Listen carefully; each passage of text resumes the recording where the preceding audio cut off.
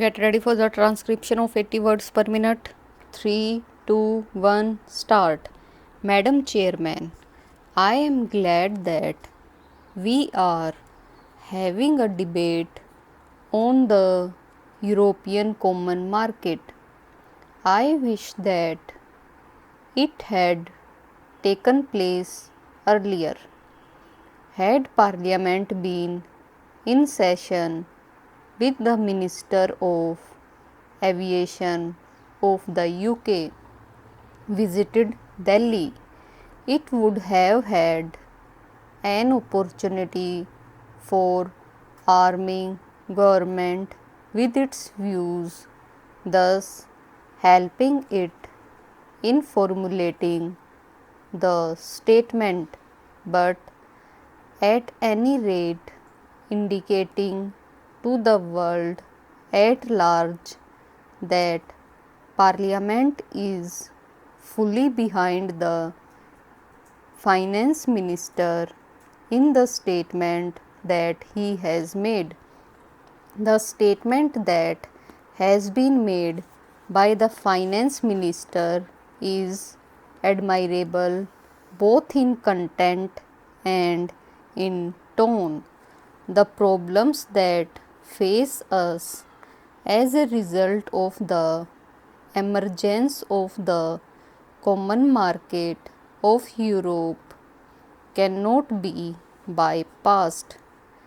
Whether we like it or not, the future is with continental economies, and the emergence of the European Common Market of Europe is one of the steps in this direction.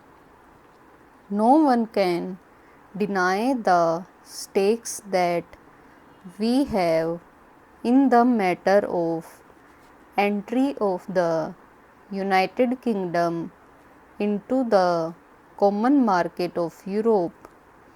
I have done some research into the actual position of our trade, and I think it would perhaps help the House to estimate the magnitude of the problem that is facing us.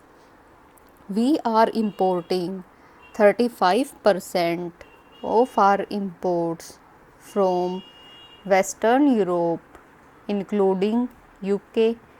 We are exporting about 40% of our goods to this area.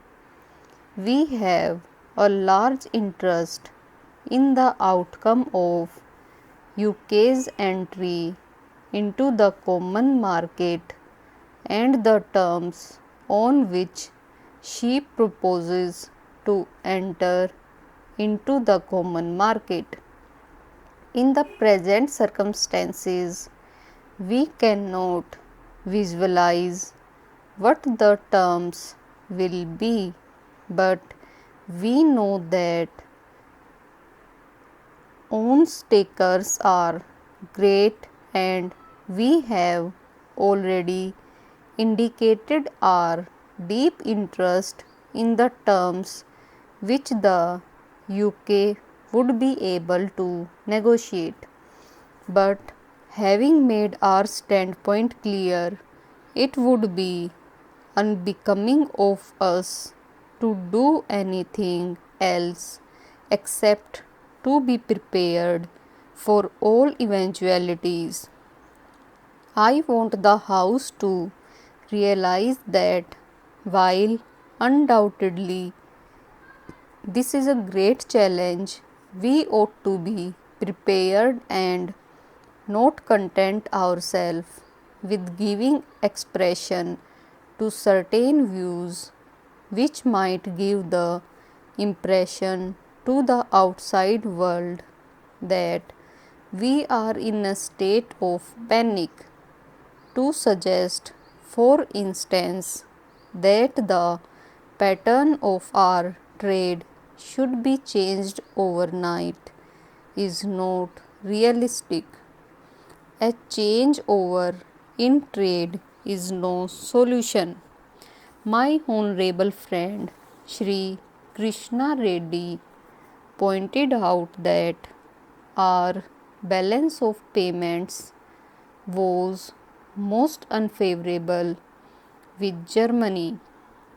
I know that it has been unfavorable, and while partially this is due to Germany imposing very high tariffs, let us realize that we have had to depend for aid and capital from the developed countries, notably Germany, and as such, our balance of payments is bound to be unfavorable.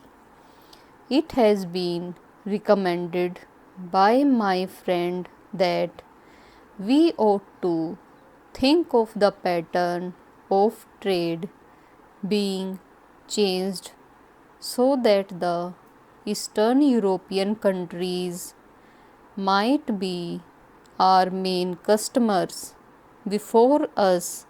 The advantages of rupee credit and rupee payments are dangled.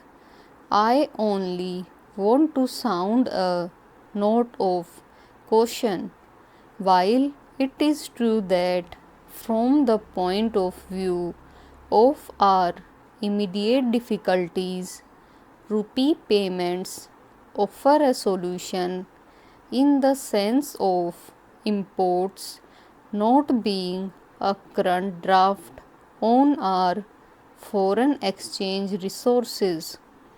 We ought not to suffer from the delusion that we are getting something for nothing, nor can we think that these rupee payments which are made may not work to our disadvantage.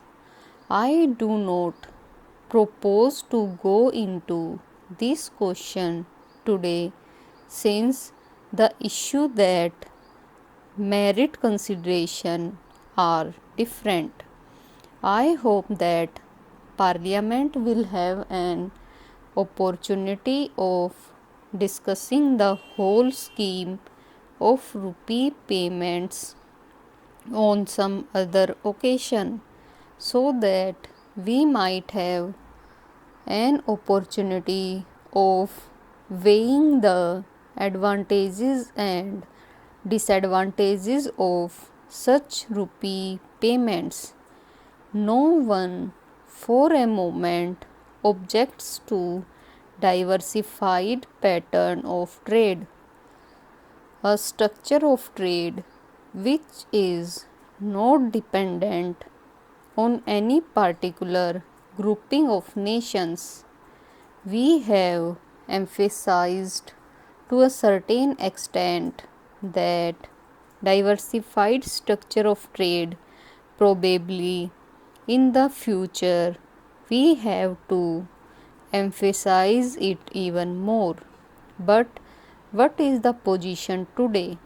As it is, the terms which can be arranged for UK's entry into the common market are not dependent on that country alone. They are dependent on others as well. This is the position which we face. We should now find out how best we can line with this situation. There is one thing which has to be affirmed on this occasion. I hope Parliament will affirm it, because there is a danger of our overlooking it to the extent that we suffer by the new groupings in Europe. The moral responsibility of those countries to compensate us is all the greater.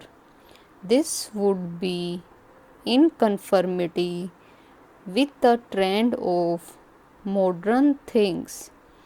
In a modern welfare state, if an individual derives a benefit and others suffer injury, there is a principle of compensation or reparation that comes into operation in such a case.